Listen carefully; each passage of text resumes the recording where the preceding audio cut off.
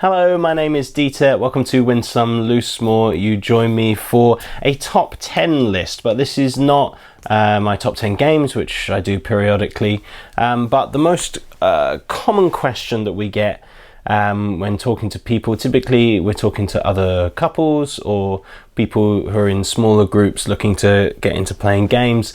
Probably the most common question we ask is, what are good games to play for two people?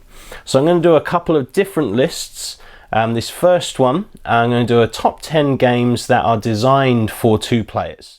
I'll do another one where I'll look at other games that could have other numbers of players, but I like at two specifically. But this is games that are specifically designed for two people. There are a couple of exceptions. I'll explain about those as we go along, but almost completely these are designed for two people to play, either competitively, one versus the other, or cooperatively. Not sure I have any cooperative ones in this list. Never mind, we'll see as we go along. I've got my list over here, so I will be looking over here sometimes, and I have all the box lids in front of me to hold up to show you, but I haven't been smart enough in putting them in order, so bear with me. Number 10 of top 10 games for two players only is a game called Hanamikoji. It's a very, very simple, very fast. The game could only last about 10 minutes. Obviously, play it multiple times. It's not you play 10 minutes, never play it again. No, this is a great game. A lot of tension. I've enjoyed it a lot. This has a mechanism called I Split, You Choose. Very simply, you're trying to get the favor of different geishas who are worth different amounts of points, and if ever you control the majority or a certain number of points at the end of a round, you win the game. But each round you have 4 actions, and they're always the same 4 actions. So you have a hand of cards and you must choose one of the actions to do. You draw a card, and then either number 1, save a card for later, number 2, discard 2 cards, number 3, put out 3 cards face up. Your opponent chooses 1 for them to keep, you keep the other 2, and then number 4, you put out 4 cards in 2 groups of 2. Your opponent again is the first person to choose one of those groups, you get the other, and the cards are just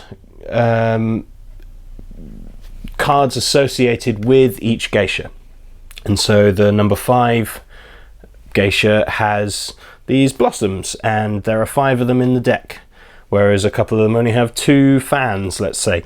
And so you're just at the end of a round, once both of you have taken your 4 actions in whatever order you like, you'll each have equal number of cards. You reveal the ones that you've hidden from the number 1s, play them out on each side of each geisha and go, okay, who has control of those? So it's very simple. I've made it sound more complicated than it actually is.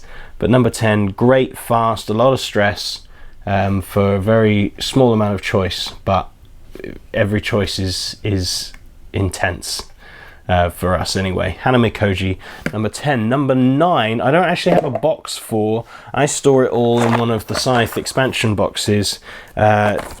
This is the boards. You each have one of these sheets. We've just got printout ones. This is a game called Dice Masters. I'm not entirely sure what to show you. Here's a bag of dice to show you that it's Dice Masters. Basically, loud noises, lots of beautiful dice here, and they are associated with, in this case, superheroes, both from the Marvel universe and DC universes as well. We've got cards and dice from both, and so it's kind of a duel, just a one-on-one. You have a deck of a bag of dice. It's not even a deck builder, it's a bag builder. You have a bag of dice of those simple white ones that just do simple things, and you get different types of energies to buy. At the beginning of the game, you've chosen 4, 6, 8, depending on the size of game. We tend to do 6 heroes or villains, depending. 6 characters, each with their respective dice. And you can buy those dice to go in your bag, and then they come out so you can field them. And it's, again, I'm making it sound more complicated than it is. But it's a great little duel. The abilities that come with the characters make sense with those characters. If you know anything about comic books, it just makes sense that Hulk if you hit him but don't kill him, he actually gets more powerful, he gets angrier because he's been struck, those kinds of things. It just makes sense. Doc Ock, I think you have to be able to defend 8 times, otherwise he just hits you every time because he's got his 8 limbs. Those kinds of things, it just makes sense if you know the stuff. But it comes in other themes and genres as well. There's Dungeons and Dragons, Yu-Gi-Oh, there's Teenage Mutant Ninja Turtles. There's a few different ones out there and more all the time. But Dice Masters, I personally like the Marvel DC. I've got mostly Marvel stuff. Just playing different characters, trying different combinations of things. Maybe we'll do a playthrough or something so you get to see what it is I'm trying to talk about. Number 9, Dice Masters. Number 8, one of our first games, and a deck builder. I've just spoken about a bag builder. This is a deck builder. This is Star Realms.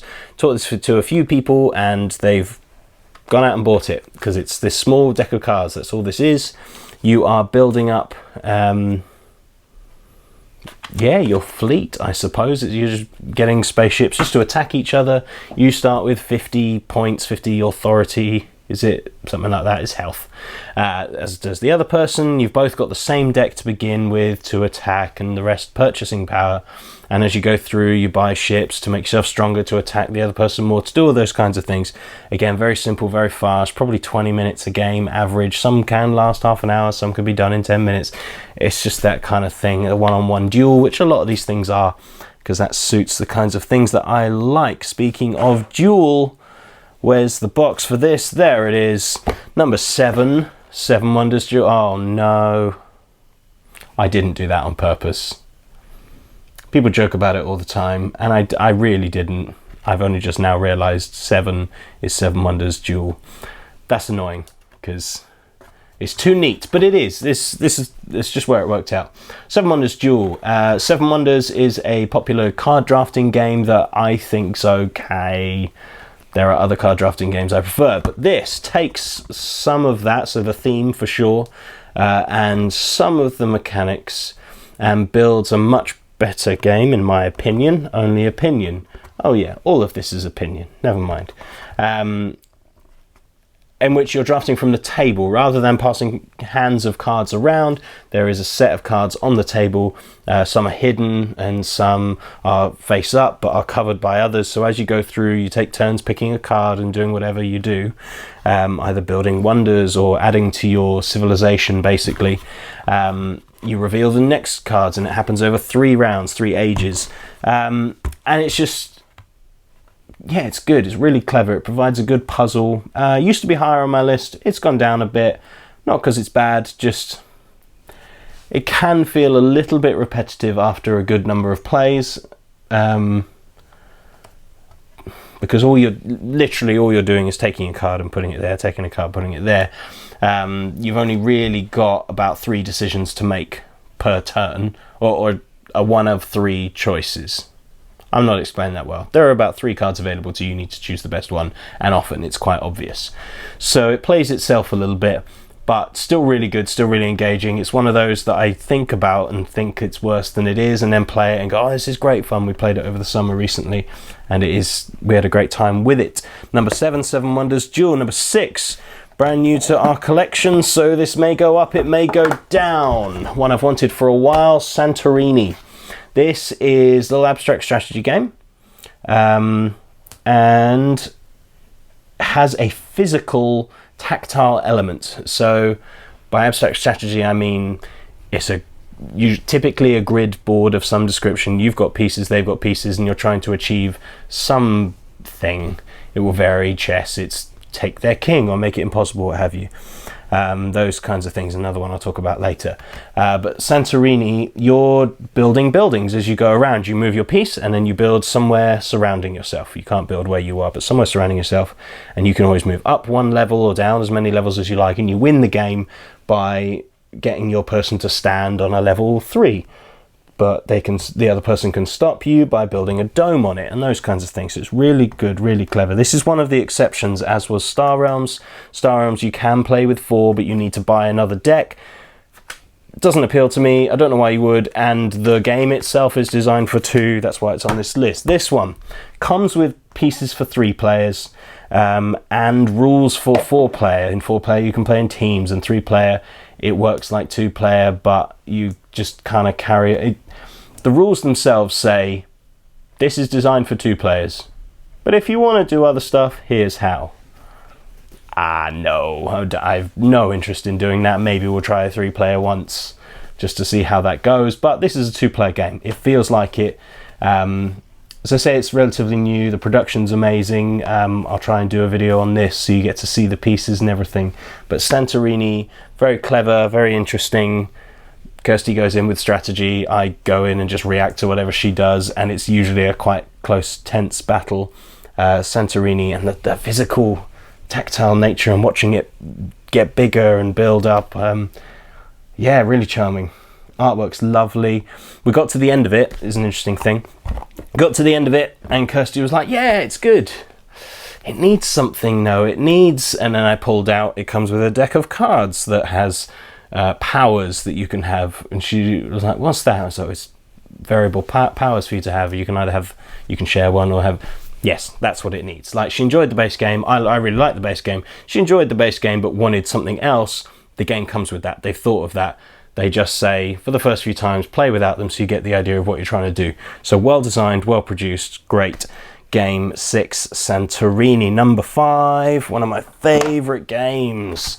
Lost Cities, so simple, so reminiscent of kind of just classic card games you'd play with a deck of cards. You got to put down a card and then you got to pick up a card. That's it. But you're trying to build up your expeditions to go to these lost cities. Basically just numbers in suits, in colors. But that tension of you've got to lay before you can pick up, so you've got to cover something up. You can either place into yours or discard to the middle, but the ones discarded in the middle your opponent can take. So a good tension always works really well. Again, towards it to people, giving this as a gift to people. Much loved Lost Cities. Very simple if you're used to that kind of rummy style game. This will do you wonders.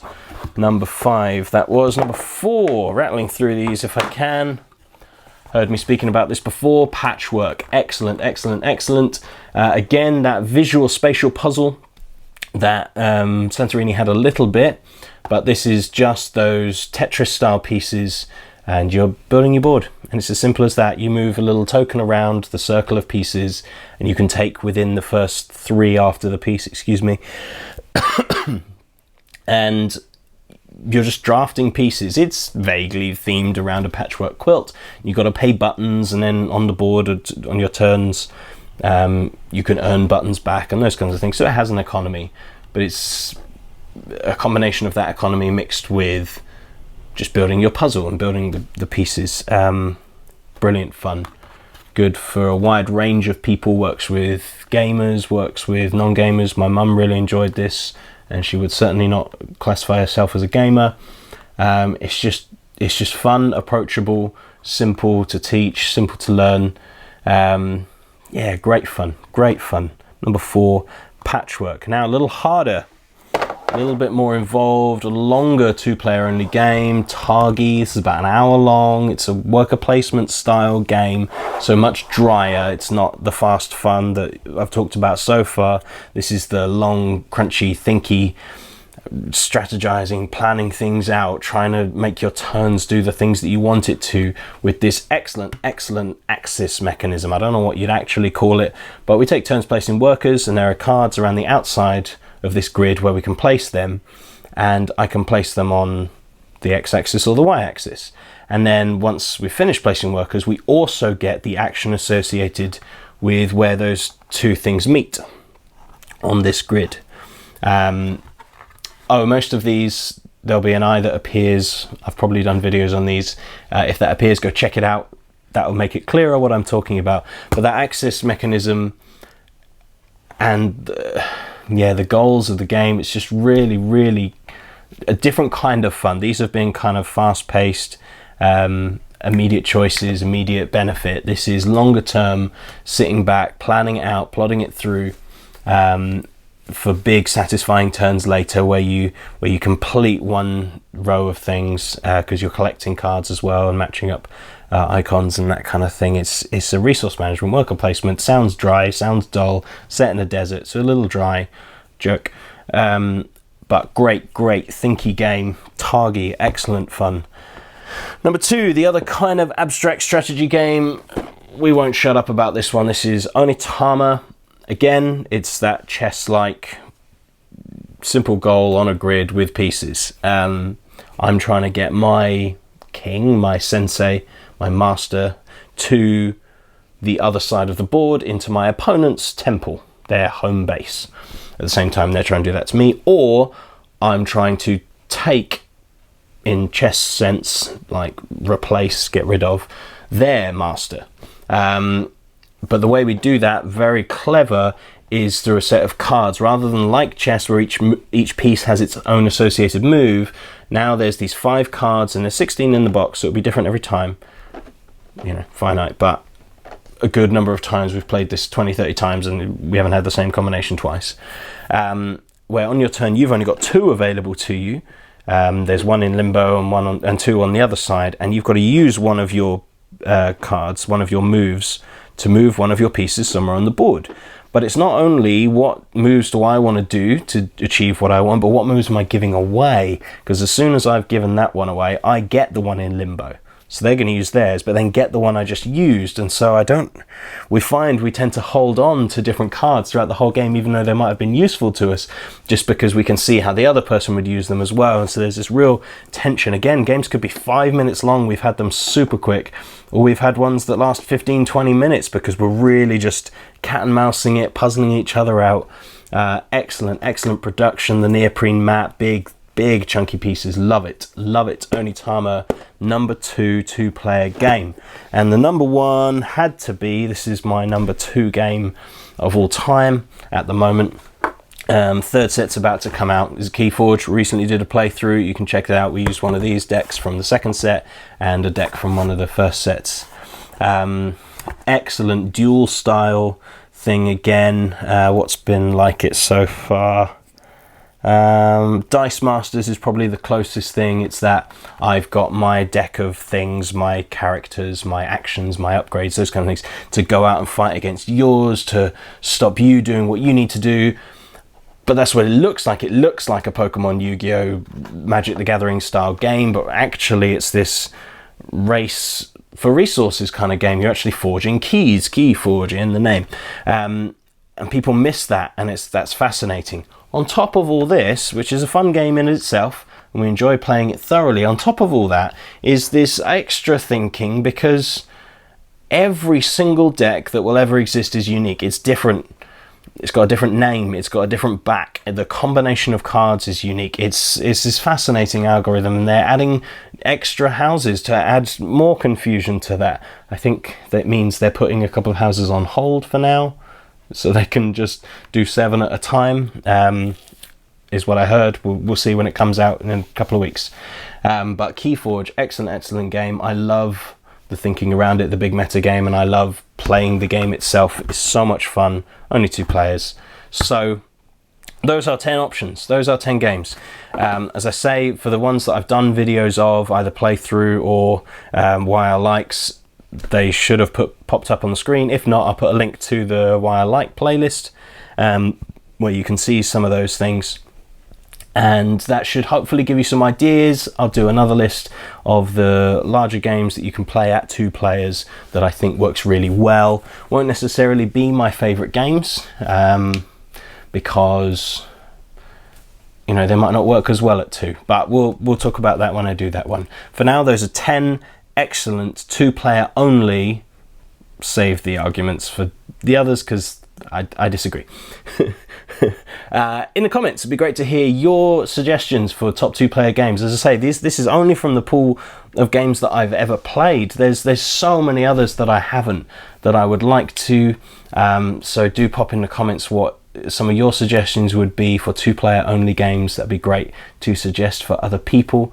But until next time, do check us out on social media, Instagram, Facebook, Twitter, all the places. Search Win Some Loosemore, you will find us. Do subscribe to this channel if you don't already, and you can hit the bell icon to stay updated when we put out new videos. I have been Dieter. Thank you very much for watching. Goodbye.